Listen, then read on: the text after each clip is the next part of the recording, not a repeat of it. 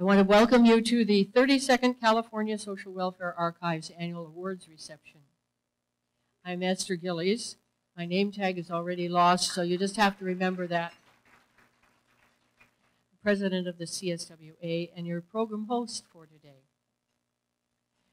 We hopefully have a very impressive program for you today and some remarkable awardees to present to you.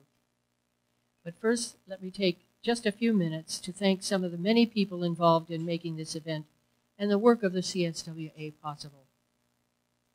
I will be identifying a number of people in groups. When I call your name, please stand. I'm asking the rest of you to please hold your applause until all in the group have been recognized and are standing. First group, the CSWA Program Committee. Dorothy Fleischer, the chair, and Alma Folks, Helen Maxwell, Heather Halpern, all members of the board. Let's give them a hand.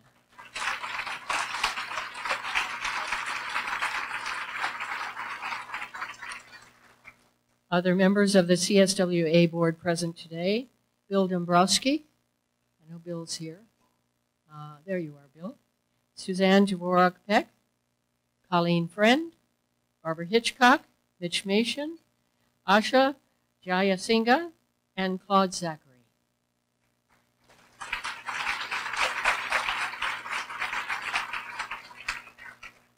And a special thanks to Dean Marilyn Flynn and the USC Suzanne Dvorak-Peck School of Social Work for the ongoing support of the work of the archives. I also would like to acknowledge that Representative Karen Bass sends her congratulations to the awardees at the event tonight, and she has sent in her behalf Field Representative Dylan Ewu, and we appreciate his attendance. Dylan, are you here? Dylan is here. There you are. Thank you. And a very special thank you to all of you who are in attendance tonight for helping us celebrate the recognition of our 2018 awardees. At this point in the program, I usually remind everyone about the work of the CSWA and why it is important. For that task tonight, we have a short video that describes the background and mission of the CSWA and its Hall of Distinction Committee.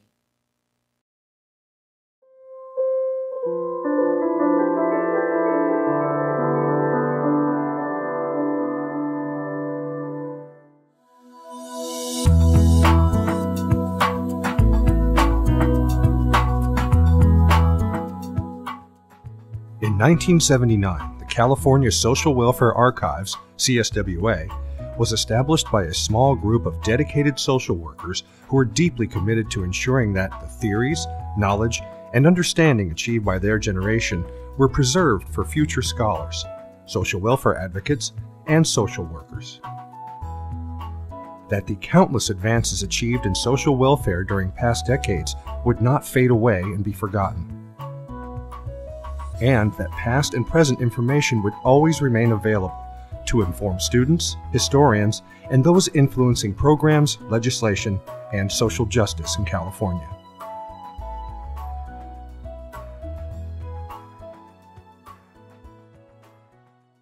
CSWA has evolved into a statewide, nonprofit organization affiliated with the USC Suzanne Dvorak-Peck School of Social Work and the USC Doheny Memorial Library Special Collections Department.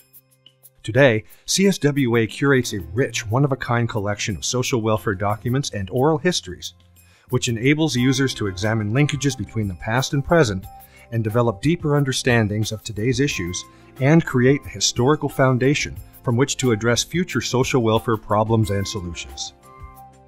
The archives houses over 400 collections of historical social welfare documents, some dating back to the 1880s. For example, CSWA holds the records of Rancho Los Amigos Hospital, which began as Los Angeles County's poor farm and became an internationally renowned rehabilitation hospital. CSWA's ever-expanding collection of over 125 oral history interviews, conducted over the past 3 decades, document the history and lessons of influential social workers and social welfare programs. These audio and video recordings have been accessed by thousands of visitors to the CSWA holdings and websites. I've had many wonderful conversations with my grandparents and with my parents, but you know, those conversations are all lost now because they were never recorded. The oral histories are something that we're going to treasure for years to come because these are not personal memories as much as they are memories of people that have made important and significant contributions to social work practice and policy. The California Social Work Hall of Distinction creates an ongoing legacy of the accomplishments of extraordinary social workers who have made significant and enduring contributions to California social welfare. Honorees are selected annually by a statewide panel of social workers and are inducted into the Hall, where the impact of their exceptional contributions is documented and preserved for future generations. Today, social work schools throughout California include the study of historical figures and social welfare innovators, whose biographies and interviews can be found on the Hall of Distinction website. Each year, CSWA also presents George Nickel Awards, named after its founder, to outstanding contributors to the health and welfare of California. The Francis Lomas Feldman Excellence in Education Award was established in 2010 to acknowledge exceptional contributions to social work education in California.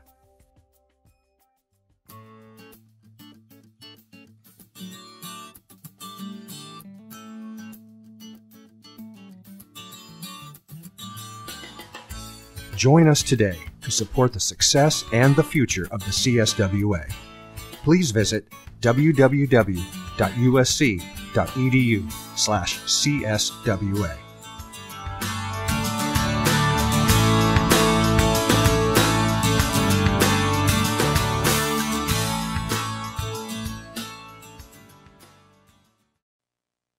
They're able to say it in minutes. It would have taken me a quarter of an hour to do that. I would like to begin the honors tonight by presenting the 2018 recipient of the Madeline Stoner and Ralph Ferdig CSWA Social Work Scholar Award, Alma Guevara. Is Alma here tonight? There you are. Congratulations.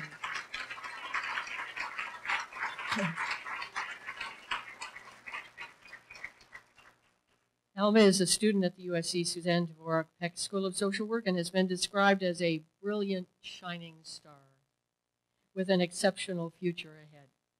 She is being honored for her research on outcome disparities among Latino clients in outpatient substance abuse treatment centers in LA County, as well as the effects of the Affordable Care Act on these treatment centers' organizational capacity.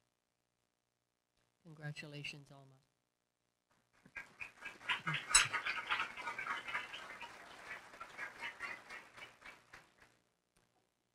And now to the program of the day. It is my distinct pleasure to introduce our keynote speaker, Daniel Heimpel. Daniel, I have a little more to say yet before he can come up. Daniel is an educator and award-winning journalist and the founder and president of Fostering Media Connections, a national nonprofit news organization dedicated to issues facing vulnerable children, youth, and their families. He has taught courses on the intersection of journalism and child policy at USC Sol Price School of Public Policy, UC Berkeley, Goldman School of Public Policy, the University of Pennsylvania School of Social Policy and Practice, and through his Journalism for Social Change course offered on the edX online learning platform, he has written and produced stories about vulnerable children for many media outlets, many of which are listed in your program. Daniel earned an undergraduate degree in anthropology from UC Santa Barbara, a master's degree in journalism at USC, Annenberg School. Daniel, welcome. I turn the podium over to you.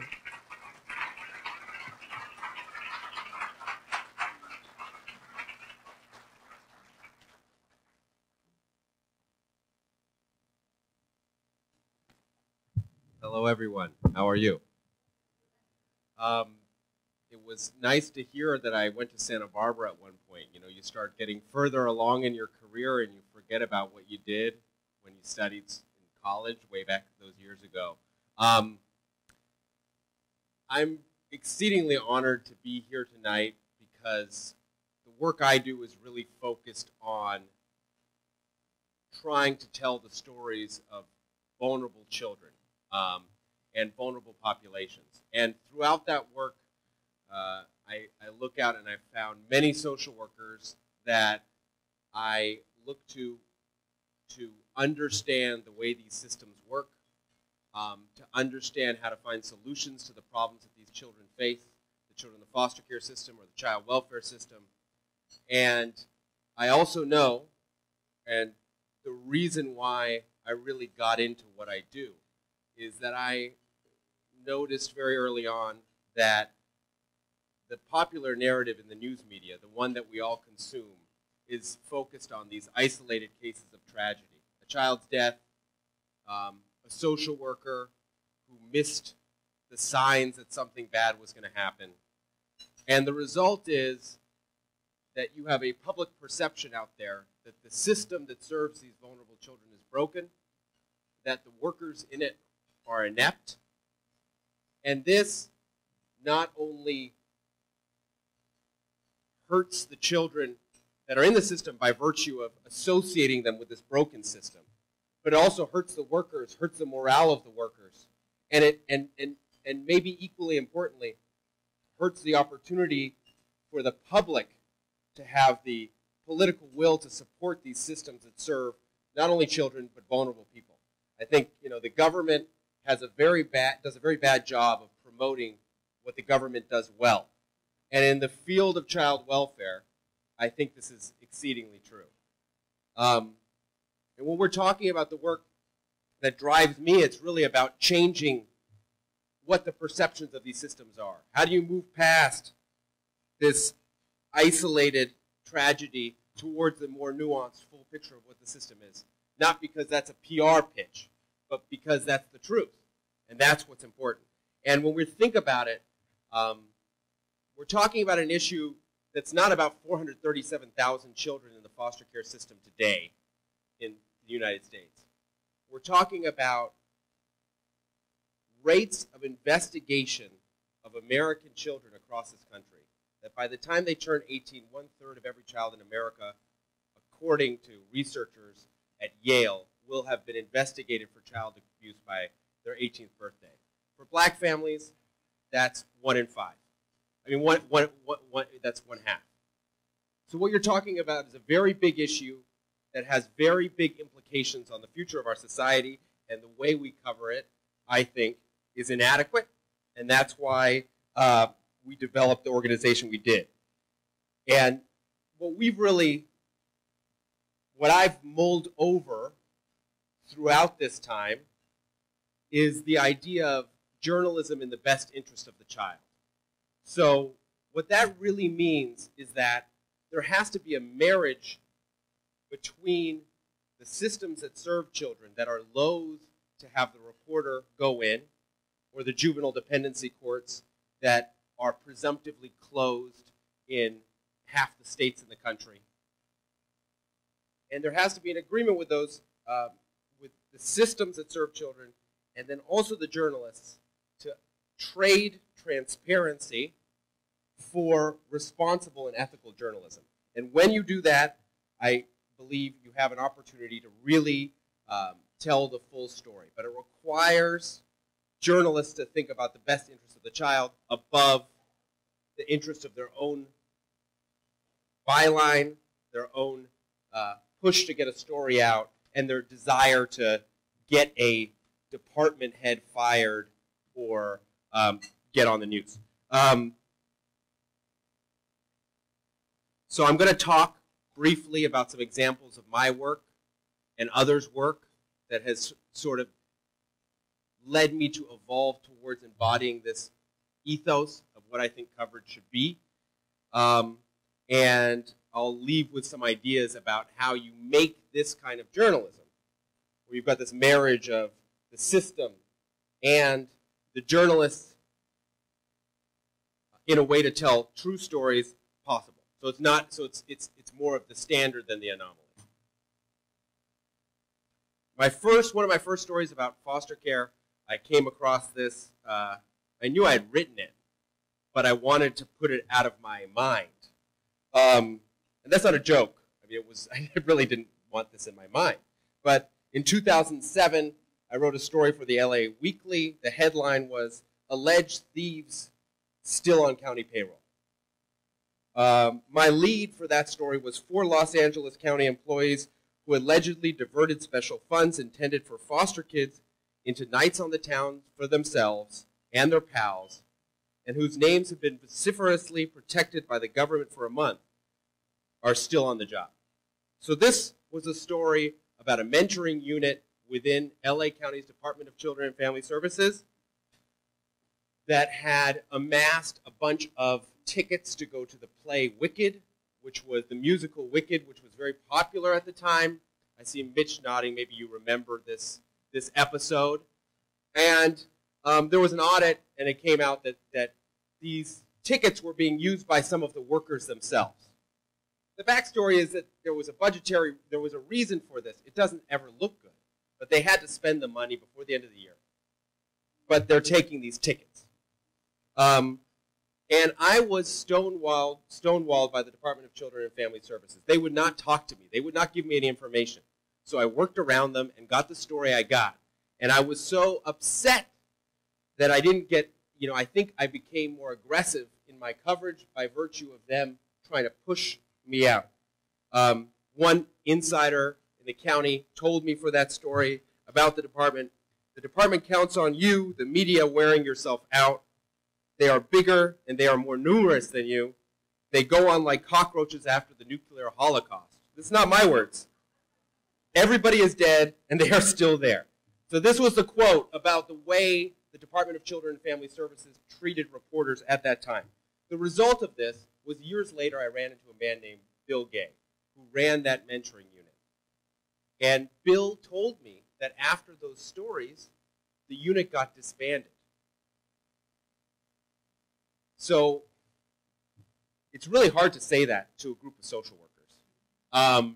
It's sort of a mea culpa on bad behavior.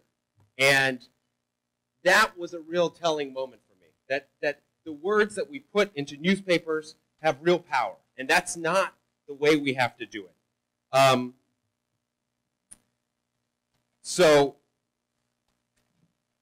But then if I think forward, there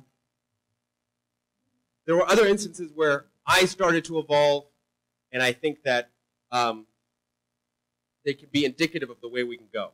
In 2012, the state of California was trying to implement the extension of foster care to age 21.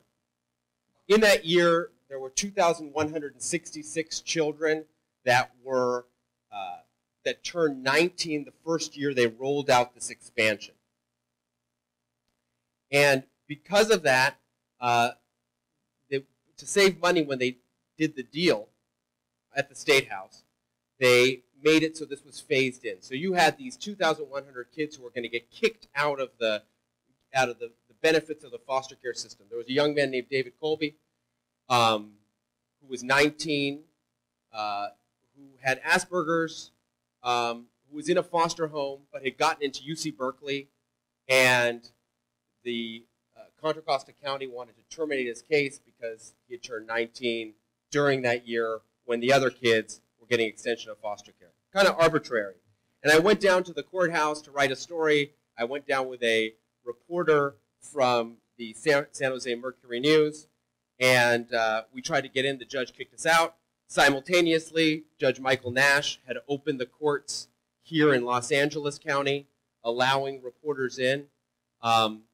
And so while we weren't able to get in, we were able to report around and get other outlets to cover that story. And that resulted in the state cleaning up this bubble and allowing kids like David and 2,000 others to get their services and get extended foster care that year. And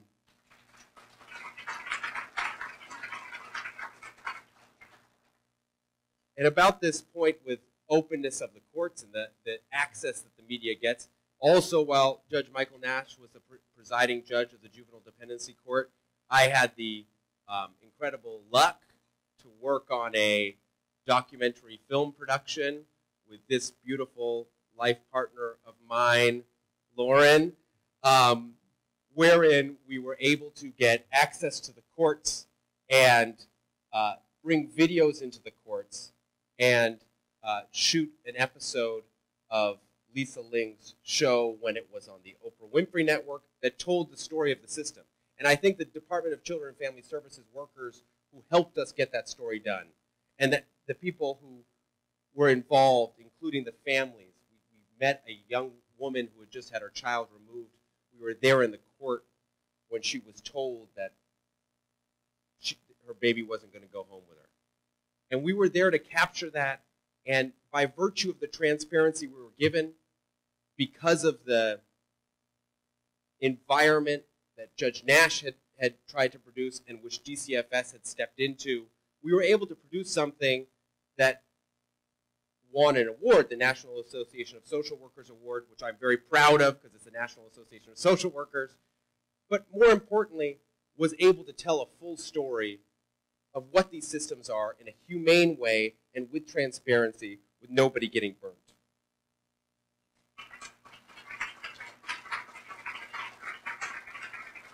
I should note that Lauren sat over the edits on the episode, wrote the text, so I didn't really do that much. But, you know, it was because it wasn't about stinging the system. It was about showing what was really happening.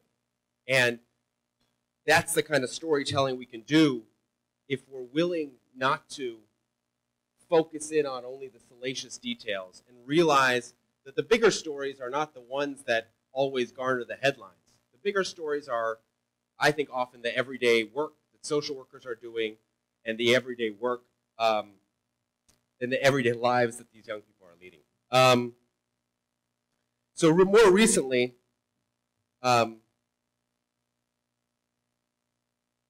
wrote a story about something to do with education policy in Rhode Island, okay?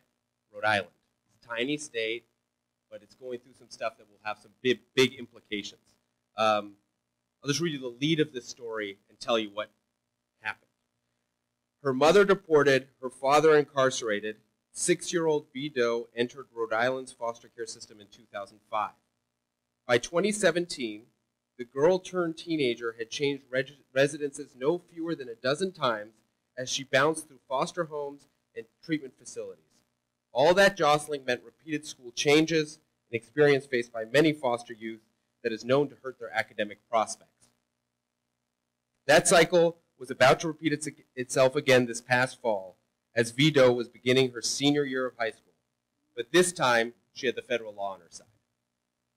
What happened is that in Rhode Island, there was a federal law, the Every Student Succeeds Act, which required that students that their schooling was paid for by the school district they were in before they made a school move. In this case, we wrote that story, and the importance here is that I didn't need to use the young girl's name. I could just tell it from the documents I had. I didn't need to go diving into the pieces of her life. Another outlet picked it up, and just this month, or just late last month, the state of Rhode Island's state legislature issued some legislation to try to fix this up for girls like Vito. And this is these cases where when you are able to tell stories honestly that are not focused on all the terrible things, you can get real change to happen. So, with that, I guess I would like to leave us with some ideas about ways we could do this more often, to make storytelling that is nuanced and doesn't focus on the worst, the norm. And we spend all of our time try to talk to other media outlets and get them to understand how to cover the nuances. Jacquelyn and I were laughing about how hard to get all the requisite context into a story it is. My staff was here, many of whom will attest to our ability to write very long stories and maybe give very long speeches. But we're working on it every day. Years ago, there was a California, the Alliance for Children's Rights had run a bill to try to make sure that the courts were presumptively open, as Judge Nash tried. That's something that I think could be revisited in the future. There is a movement afoot wherein you have members of the public, Court Watch New York City, Coalition to End Money Bond in Chicago, Court Watch NOLA. These are various organizations where people are going in and watching the functioning of the courts. I think this is another thing we can do. And in closing, I definitely want to know what people think when we get a chance to talk later, but if the system can afford transparency and the media can respect the lives of the people they cover, I think you can have a chance at journalism that does the best for the children in the system. And I think that that's what we're going to need if we're going to engender the kind of political will sufficient to meet what is a very big issue, especially given the wide dispersion of child abuse. So I appreciate the archives, and thank you very much. Oh, Q&A.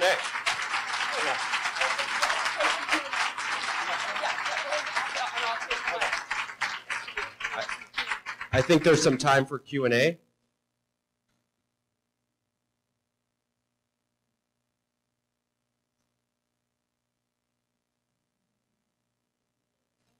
Yes. Daniel, I saw that today you wrote a story on Families First, and I just wonder if you might give us a little sort of capsule of how you think it's going to affect California, because California was not necessarily for it passing. So. Yeah. And you've got Carol Schroeder here, who runs the California Alliance for Children and Families, who probably knows why California was not in favor of the law better than I do. You know, when the president signed this spending bill last month, it included the largest reform to child welfare since the entitlement that pays for child welfare was created in 1961. What this bill will do is restrict group home payments from the federal government at 2 weeks and open up Title IV-E, the entitlement that pays for foster care for quote-unquote prevention services aimed at keeping families that would otherwise enter the system from entering the system. It's you know, in many ways, it's the dream of advocates for years to open up the entitlement to allow for services to prevent entries into foster care. And for others, I think that in a state like California, where there's been a lot of work to reduce reliance on group home care, there is some reticence behind it. That's what I got on Family First. I could go on that one.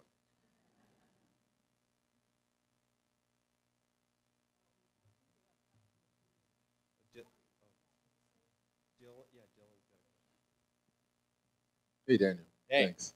Great stories. So I'd like to say we do have Hollywood right in our backyard.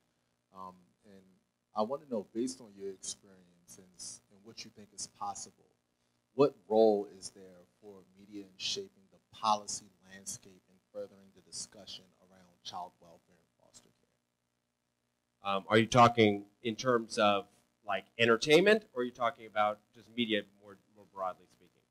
Media broadly speaking, with an emphasis on movies. Okay. Well, I think that you've seen quite a bit of education from shows like This Is Us and The Fosters. There have been mainstream vehicles that have taken it, have been able to take these issues more into the mainstream than our publication, for example.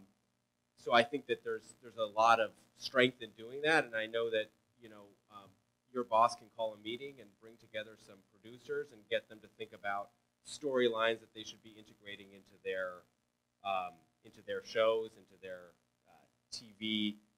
So I think that you all would be well positioned to do that.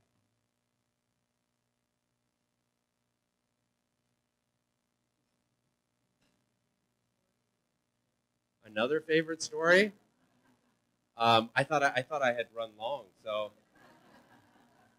I could really pull some ones out of the hat. But you know, I just would like to also thank all my staff that's here tonight. You know, we've been able to, I think, try and change what the overarching narrative is in these systems. And that's been a real privilege, and I'm just lucky that every day I've got a group of people that I get to go to who are excited to cover sometimes the minutia of child welfare, juvenile justice, and the broader systems that affect children.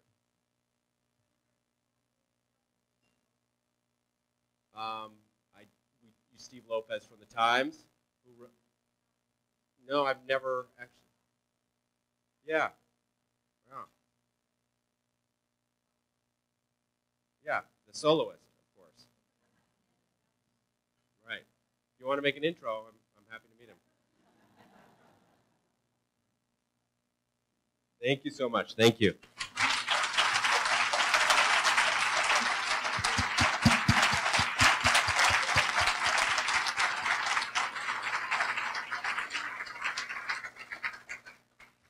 Daniel, the work that you and your teams are doing is so critical, not only to the public perception of child welfare and what social workers do on a daily basis, but for the children themselves. I remember one time that I was at an event where a child was being honored and given a scholarship to college. She was an excellent student, and she was going to go to college, fully paid, going to college. And in the introduction, someone mentioned, and this foster child has been awarded this scholarship, full scholarship. And instead of being thrilled, the child burst into tears. Why did you have to say I was a foster child? The stigma attached that children feel, the stigma attached that is generated by the perceptions that you're talking about is harmful to our children.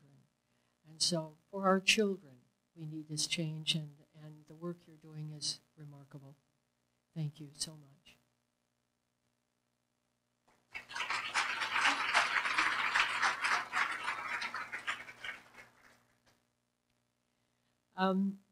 We're now going to the award part of the program, beginning with the George Nickel Awards. The George D. Nickel Awards were established by the CSWA in 1987. Ancient history for some of you. For me, it was just yesterday. They were named in honor of the man identified by Francis Feldman as the primary founder of the California Social Welfare Archives.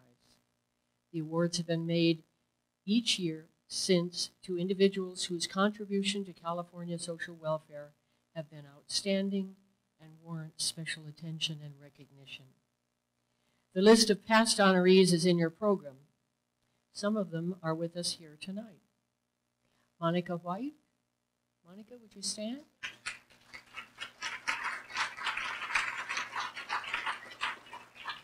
Jacquelyn McCroskey. Wendy Smith.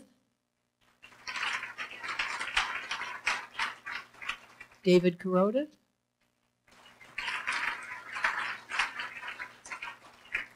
Suzanne Dworak-Peck.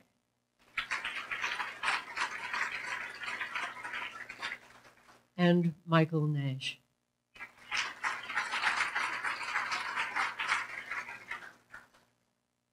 For over 30 years, we've gathered to celebrate social workers and community activists who have made significant contributions to social welfare in California. So let's begin tonight's presentations. You'll note on your program that it says Dean Flynn is here to present this first award. You'll also note in the room there is no Dean Flynn. Dean Flynn was so sorry to report that she's been ill, canceled I think 2 or 3 days of appointments over the last week, and so is not able to join us tonight, but she's certainly here in our thoughts and is sorry that she cannot be with us. However, we are fortunate to have another exceptional social worker with experience and insight into our first honoree's work to step into this role. To present the George Nickel Award for Outstanding Contributions to Social Welfare, I am pleased to introduce Dr. Wendy Smith.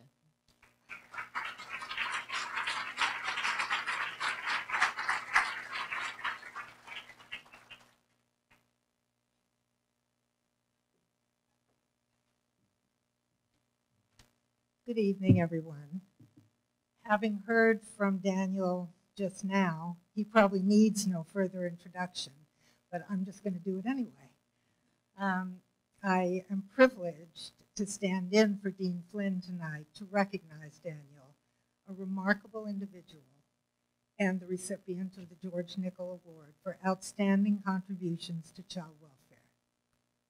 His impressive career and achievements are described in your program, so I won't labor over those. I just want to make a few personal observations and reflections. I first encountered Daniel years ago when I read his multi-part, incredibly well-observed and penetrating series of articles describing the life and struggles of a young man who had been in foster care in LA County. This is a subject close to my heart and a cornerstone of my own work. And when I read his work, I recognized immediately that it had been written by someone with unusual knowledge, insight, and passion. What I did not know then, and what could not have been known by anyone then, was how he would go on to bring together journalism and commitment to improving the lives of children in a powerful and system-changing way. He has moved child welfare to the top of a publishing agenda and taught students and other journalists how to make that a life's work. He is unique in the worlds of both journalism and child welfare, a kind of hybrid journalist social worker, kind of in the same way I'm a hybrid Trojan Bruin. My friends, colleagues, and definitely my former students would tell you that as a former English major myself, I'm a hardcore editor and stickler for things like proper sentence structure. I've always enjoyed finding the great idea in what someone is writing and then helping them clear the language clutter away so that the idea shines forth. I'm telling you this because Daniel has also been my occasional publisher and editor, and the Chronicle of Social Change has been home to a few things I wrote. I can tell you that the experience of having Daniel as my editor was both humbling and thrilling. He is demanding and he is supportive. He has shown me how to hone and refine my message, all the while encouraging me to be ever bolder. Freedom of the press is always vital to a democracy. We are living in a moment now, more than ever before in my lifetime, and that's a long lifetime, and even more than in the Nixon era. We depend on journalists to keep the truth on the front page. Daniel does that. We're living in a time when boundaries are transgressed daily in all the wrong ways. Daniel crosses boundaries in the very best ways, showing us the seamless connectedness of values, human need and vulnerability, institutional response to the good or the ill, policy, and the unlimited potential of the written word to create change. The California Social Welfare Archives rightly recognizes both social workers who have social work credentials and social workers who don't, like Daniel, like Judge Nash. Daniel brings his acute intelligence, deep knowledge, and huge heart to his work. His contributions to child welfare are indeed outstanding and unique, and I'm honored to present the award to him on behalf of the Social Welfare Archives.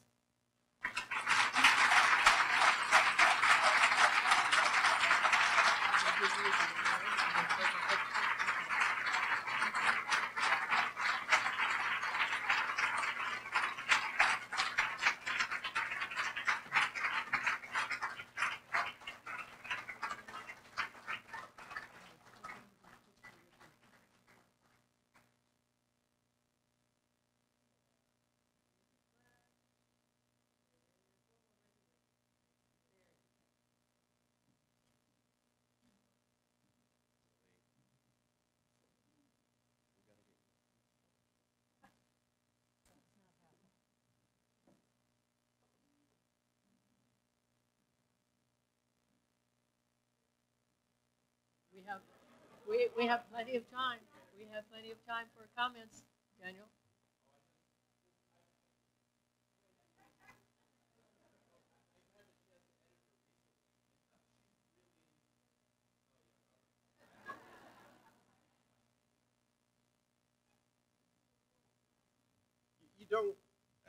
I've been up and down here quite a few times. I really know the road, but you don't get. I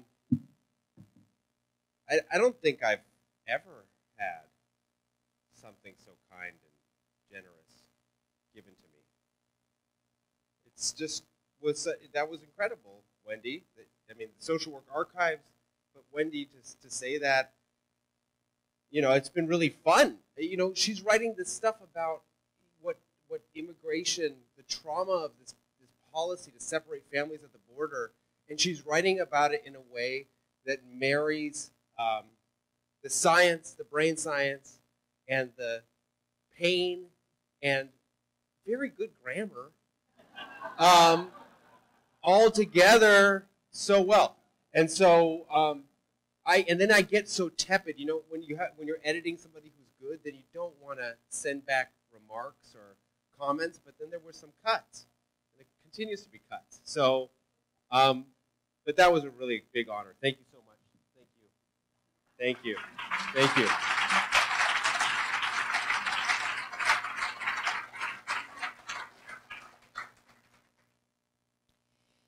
To present the George Nickel Award for Outstanding Professional Services by a Social Worker, we are pleased to have with us Dr. Jacquelyn McCroskey, John Milner, Professor of Child Welfare at the USC Suzanne Dworak-Peck School of Social Work. Please welcome Jacquelyn.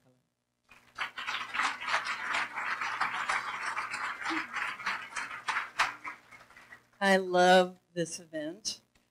I get to see all of you wonderful people, and I love the pictures from the video of people who have come before. And so I was really happy that Esther mentioned my title, because I was going to mention it. He was up on the screen, John Milner.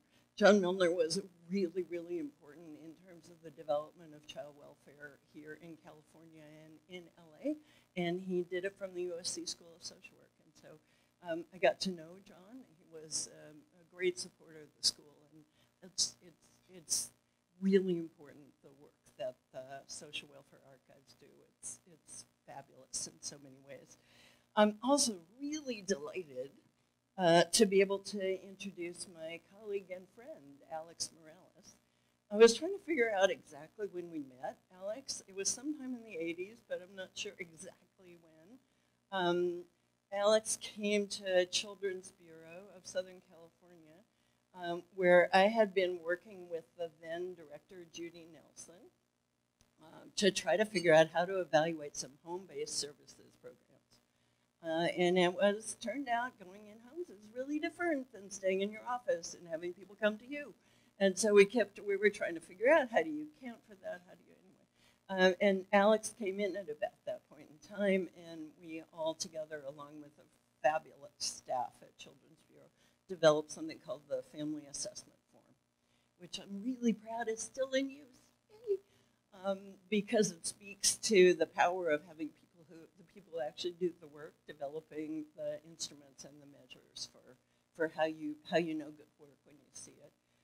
Alex and I also work together on the LA Roundtable for Children, along with somebody else who was up on the, I don't know if she was up on the screen, but she's listed in your brochure, Celeste Kaplan.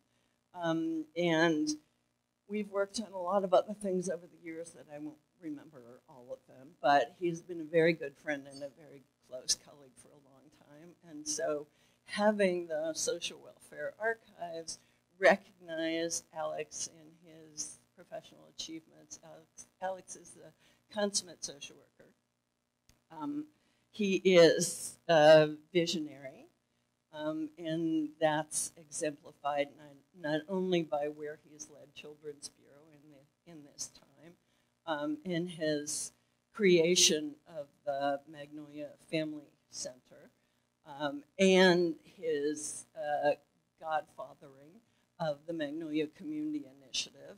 For those of you who don't know, the Magnolia Community Initiative is recognized around the world as one of the exemplars of community building efforts, and it's right around the corner from our school.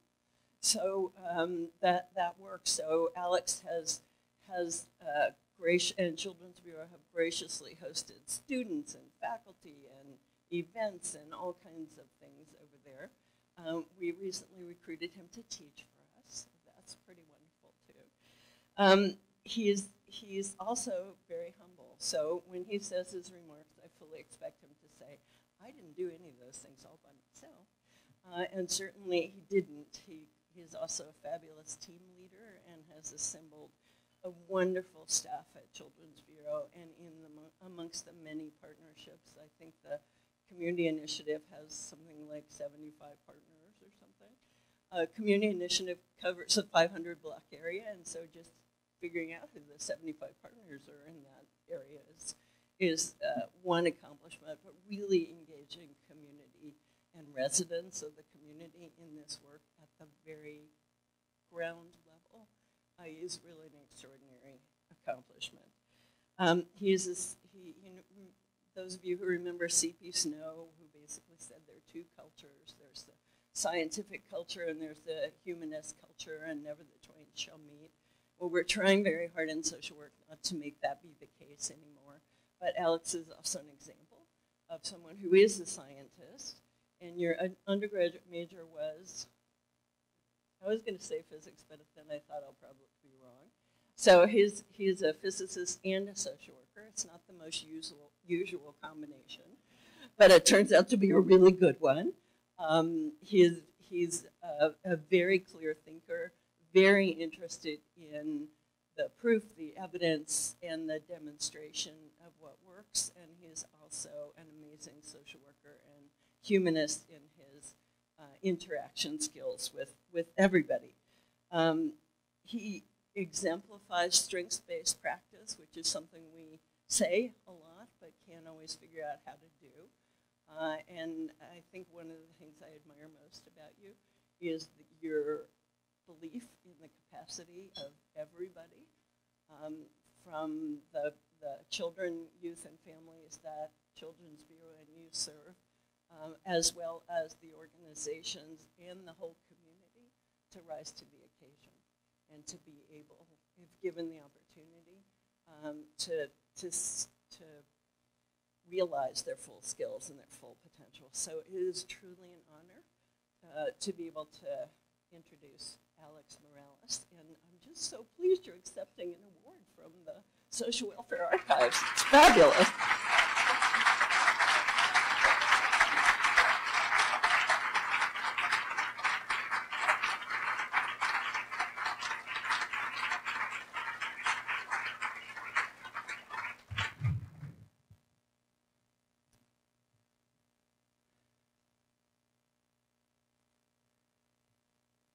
I've been a social worker for 44 years.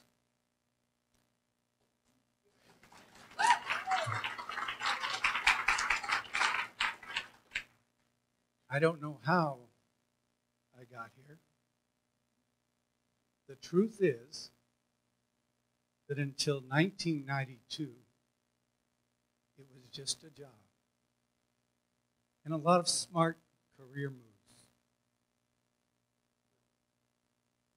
It was learning DSM-2. It was learning about resistant families, dysfunctional communities. In 1992, these neighborhoods were on fire. Not unlike the time they were on fire in the 1960s. And it was for the same reason. It was because of the sense of inequity, the insidious presence of racism and racial injustice, and particularly towards the African American community that has been going on hundreds and hundreds and hundreds and hundreds of years. Today, our communities are on fire. It's a kind of fire that doesn't destroy property, but it destroys our souls. It destroys our humanity.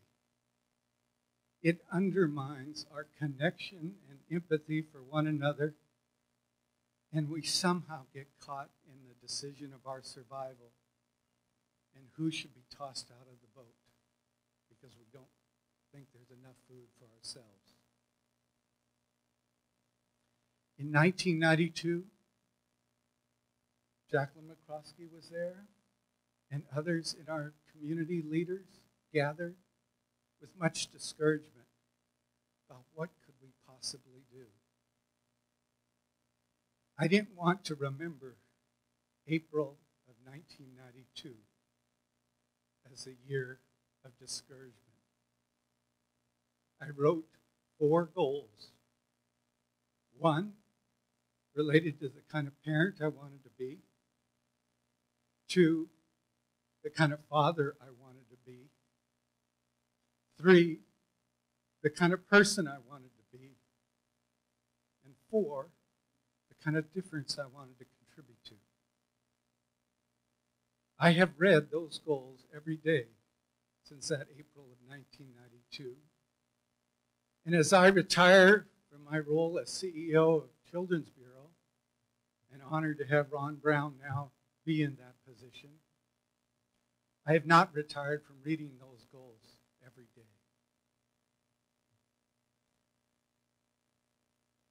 I changed from it being a career to being my mission, to being my ministry, to being my fun. And with that, I was able to hear a quiet voices that almost if you're as quiet as you are now, maybe you can hear them too. In the 70s, in the 60s, it had become apparent because of new knowledge from X-ray technology that when broken bones occurred, hospitals were able to X-ray and discover those bones were twisted, not broken in the way the parents had said. With that, we have basically been carrying the same strategy for over 50 years of what to do about parents who lie. And it somewhat made sense if we can just get everybody else who saw Gabriel Fernandez, who has seen other families, to report their suspicion of child abuse, will be there. The problem is there are more than 3,000 reports going on a week in Los Angeles County. And that's just the tip of the iceberg because the most of what goes on in the privacy of a home isn't known to anybody. And the most dangerous time is the early years when no one does know what's going on in that home except the family.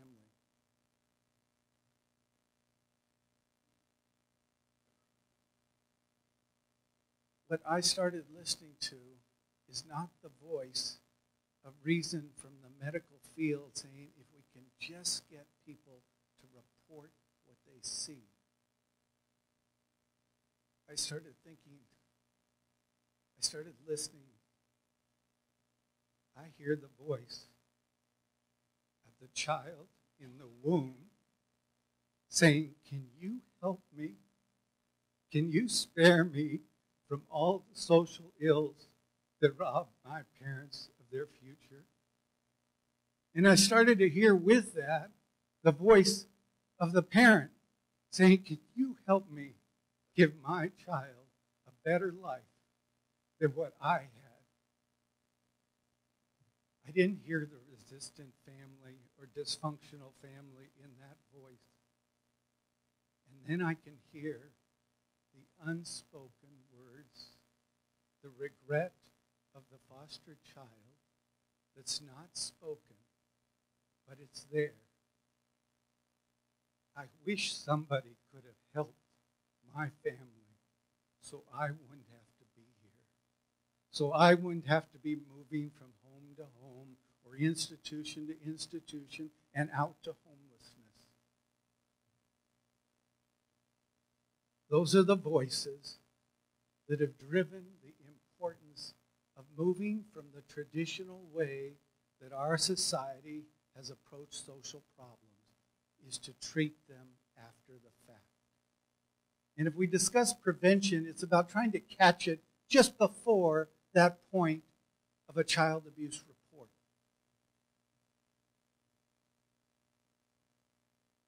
If I apply a sports analogy, baseball, soccer, basketball, you have the moment in time you're playing defense and the moment in time you're playing offense.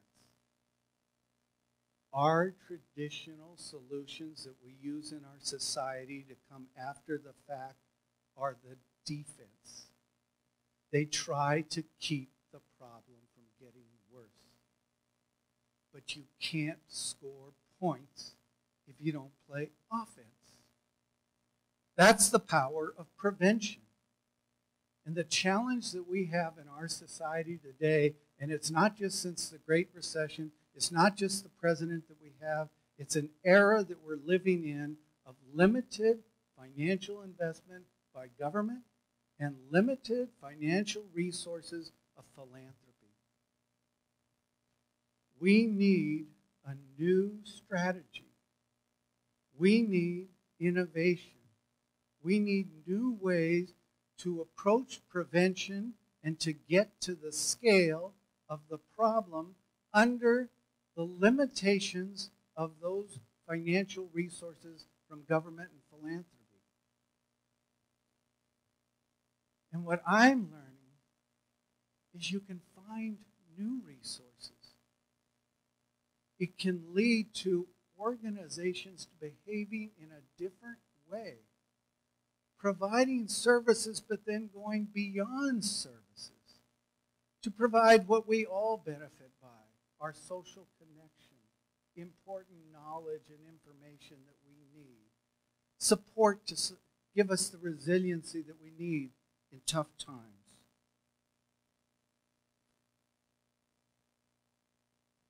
I enjoy driving a Prius. Now I have a Chevy Volt. The beauty about that is it has the efficiency of that electric engine.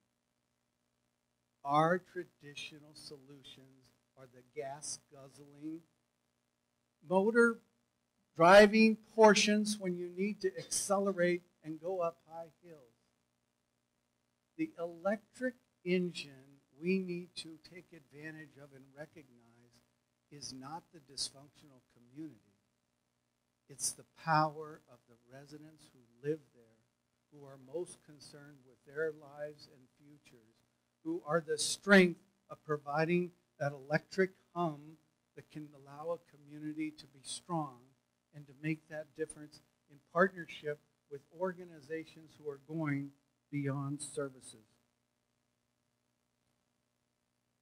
The answer isn't how do we get our government, our Department of Child and Children and Family Services or Child Protection to better care for the welfare of children.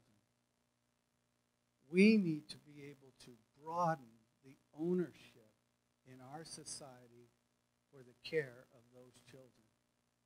That means a partnership between government, not even necessarily steering it or driving it, but being present along with our communities and our philanthropic institutions that has been able to broaden the base.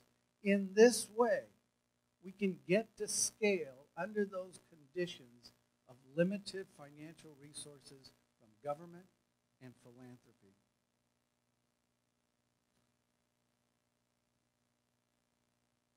almost anything can be achieved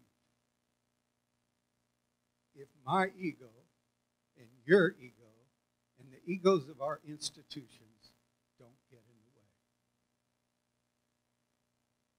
We need to move in this era, and I'm excited to be part of what's now starting to take root, of moving from the field of child welfare to the field of the welfare of children. From moving from prevention to wellness. That's where our future is. That's where the future of the children's lie. That's our calling. That's why I'm not retiring, to find my small portion of what I can contribute. I'm here because I woke up, because I started listening to that pain. I started hearing those other voices. I started taking the support from many of you in this room who've been calling for these actions to take place and helping them move forward. Thank you for this award. I accept it as an inspiration to our field, as pride, as social workers, to have a noble purpose, a career. People spend most of their lives trying to be successful. Social work allows you to be significant.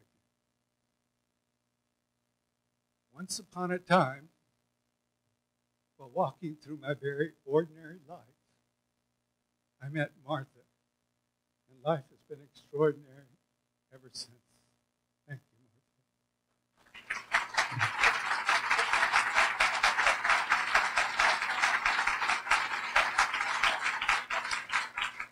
In her world, she's the Reverend Martha Morales, Associate Pastor of the Claremont United Methodist Church. When I'm in her world, I'm just Mr. Martha. So I like that there's going to be a video saying, no, it's Alex Morales. Thank you again. Continue all that you're doing. There couldn't be a more important time for us to make a difference. Thank you.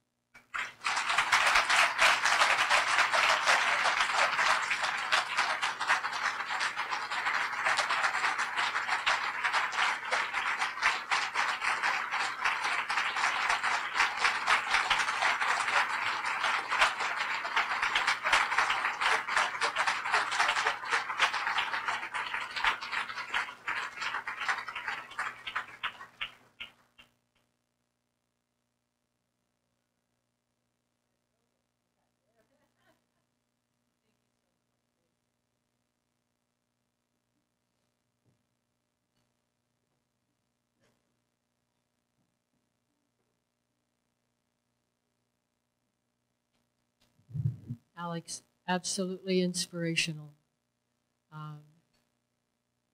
There's nothing more that can be said. Thank you so much.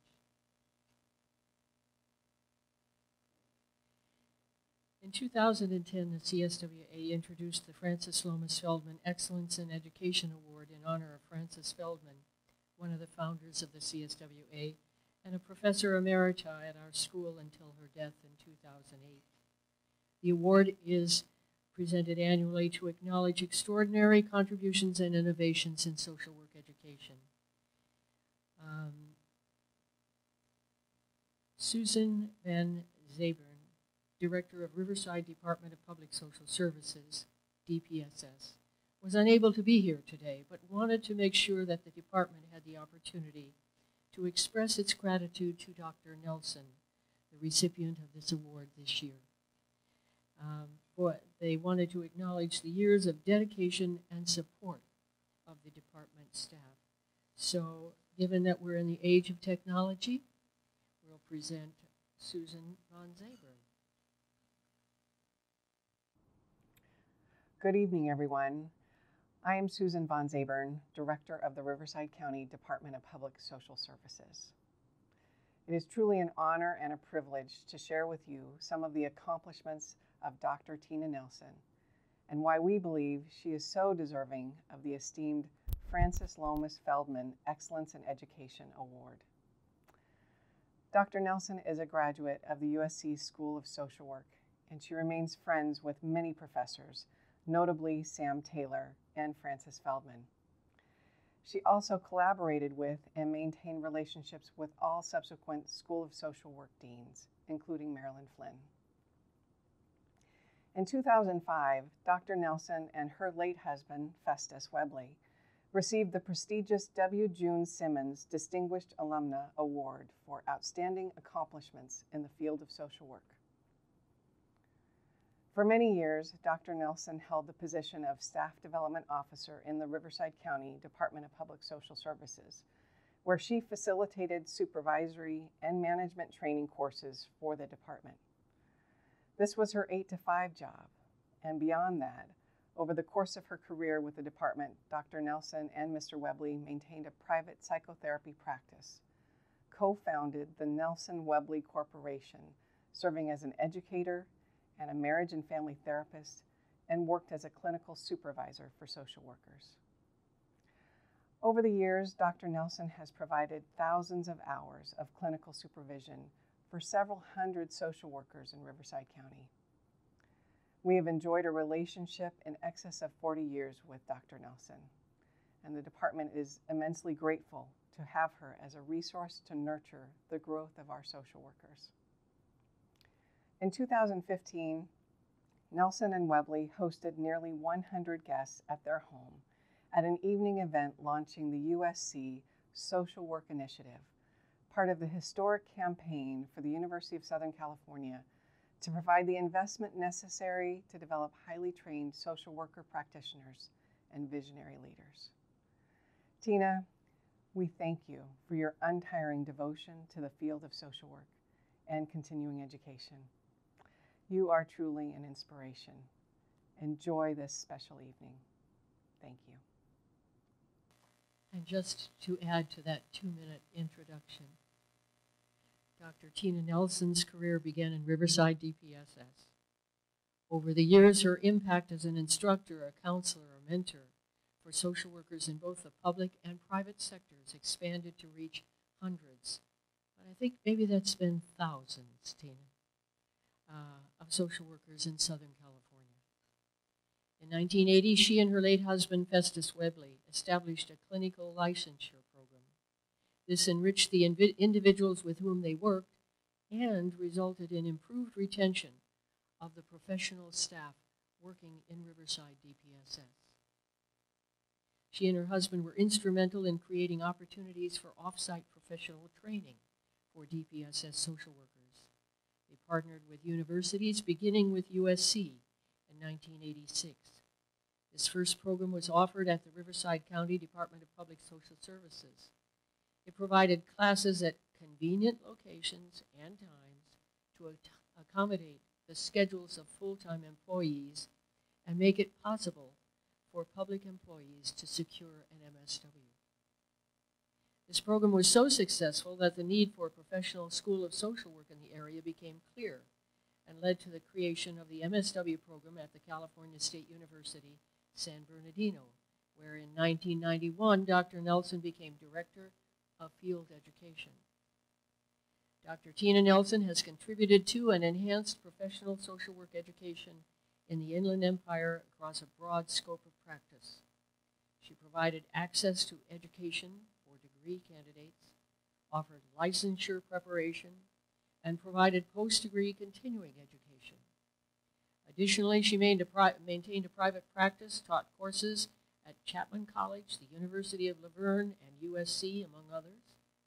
She also presented training workshops for a wide array of organizations, including San Bernardino Behavioral Health Services, the San Diego Public Child Welfare Academy, and Orange County Healthcare Agency, just to name a few. Today, the California Social Welfare Archives is honored to present to Dr. Tena Nelson the Francis Feldman Excellence in Education Award.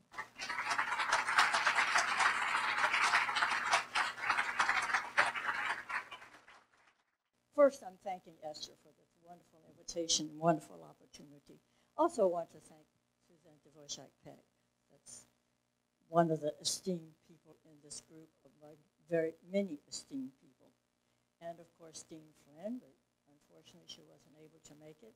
And I must admit, I was very much surprised by Susan Van Zabern's remarks. I did not know. She just said, well, I'm not going to be able to make it because I have a conflict. Well, I didn't know that she was going to be presenting. So I certainly appreciate those kind words. Some of the things I had been so active in, so involved in, you know, one thing just kind of leads to another thing. And it's hard to remember that, yes, I was involved in all of those things. And they were just, and still are, wonderful times. You know, when Esther called, I was in the kitchen. I was in the kitchen stirring a pot. It was one of these things that you don't keep stirring, it's going to not do well, and it might burn or boil over. The phone rings. I reach over, get the phone, put it to the ear, and then I found myself saying, I'm surprised, I'm honored, I'm surprised, I'm honored. Or then maybe it's I'm honored and I'm surprised. But you know, I kept stirring the pot. But you know, it occurs to me that's what social workers do. They stir the pot. So I think back to some of the people that made this moment possible, and I like to introduce those. My family. So will family table stand up, please? My son Paul, his wife Michelle, Megan, Kirsten, Carl, Lisa, Derek, Aga, Robert, and then back here, stand up. There's Kim, Regina, and Dave Warquist, Dave Demers, and Felicia, and hello, Marge and Alex Norman and Joe. And I want to thank these people, and would you give the applause? My hands are probably full right now. Keep standing and applause, because these are the people that made this moment possible. Families and friends and esteemed colleagues made this moment possible for me. So I really appreciate them in doing that. Let me get back to my notes, friends. When I think about stirring the pot, what I remember about that is that that's exactly what Frances Feldman did. She, up until the time that she passed away, she was stirring the pot. And so she was a practitioner. She was a manager. She was a community organizer. She was a researcher. She was a writer. In a word, she was a social work leader. And she was always stirring the pot. You know, I remember seeing a picture of her, and the last picture I saw from her, my husband and I would go over to her house from time to time and talk about social work stuff, and she always had some other venture she was taking forward. And so then she was stirring that pot, getting us going on a new adventure, getting us going on a new theme, all of which was very important, of course, to the work that we were doing. But I remember that last picture, she was at a computer. She must have been well into her 90s at a computer. And it wasn't too long after that that I had read that she had passed away. I have no doubt she had passed away while writing something on this computer. So she was always promoting. She was the person who did the research on the meaning of money. We were talking about the foster care system and how money is important to driving that system. So she wrote about meaning of money and the meaning of work to people. Sometimes we forget about those things in relationship with the meaning of money and the meaning of work. She was instrumental in bringing industrial social work to the West. She was instrumental in promoting and advocating for employee assistance programs. EAP, just about every organization has an EAP program. And that was Frances Feldman. And of course, she was one of the founders of this organization. So to follow in her footsteps, I have no doubt that she would give me great approval for being in the child welfare field. My passion is to help people, as Susan von Zabern had indicated. My passion is to help people put clinical social work back into social work. So that the workers coming out today, and all are working on their they have advanced degrees and all are working on their license. So that's what I help them with for the large part. But they are learning about the clinical part of social work. Where do people come from? How did they get the way they are? What do they do? What is their assessment? What are the problems they have? How do we help rally community resources or their own internal resources to help them achieve, to help them overcome some of the problems they have? I see my goddaughter, Michelle. She doesn't know. She was inspirational. She's a social worker, sort of, over the probation department, right? She works with young adults just coming out of probation, and she was telling me about the stresses they have. That led to my friend Robert doing some research for me on post-traumatic stress disorder, because all of these young people were suffering from post-traumatic stress disorder. They had all been abused as a kid. So part of this, can we help those kids that are getting stressed, right, already stressed, in our foster care system, in our child welfare system, in our child protective services system? Can we help those kids not go into my daughter's office? And sometimes she even goes to the home call, she says. But anyway, that's what stirring the pot is. Now, sometimes stirring the pot might have some negative connotations. But to me, stirring the pot means you're challenging people to strive for excellence. So that's always what I'm trying to do with people that I work with, help them strive for excellence. You didn't get that court report right, and the judge didn't ask you didn't want to do what you wanted, you better go back and do some more research on that and make sure you got it right in presenting your case. So it's meeting those stirring the pot challenges. Stirring the pot needs to thrive for excellence.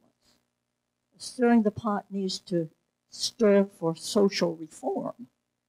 So it's not just what goes on in the individual and that relationship, the internal relationship, but also relationship with others and with the organizations. And above all, stirring the pot means perseverance. So those are the things that social workers do. And I am very proud to say that when people ask me, are you retired? Are you going to retire? I just keep on stirring the pot.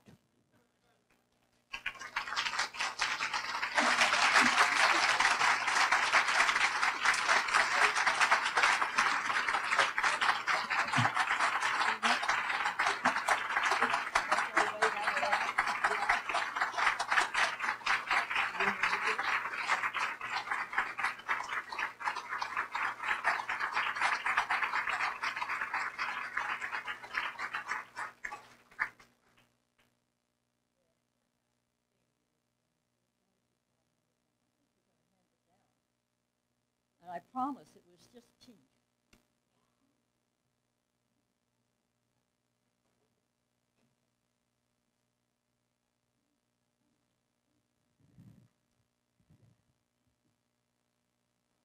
I have just a few final comments before we depart today. Number one, in the interest of time, I would ask you to take a look at your program, and there's a list of event sponsors in the program. If you would peruse that and see who the wonderful people are that are supporting this organization and making events like this possible. And I will not read the names. We also want to say a huge thank you to our program manager, Katie Johnson, who has pulled all of this together.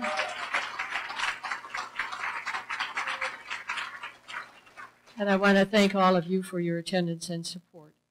And two final issues. One, if you're not going to be using your name badges for any other event or occasion, there's a box in the back of the room if you drop your badges in that box. And the final announcement, some people missed the dessert bar. At the closing, please go check out the dessert bar and indulge. So, and with that, we look forward to seeing you again soon. Thank you so very much.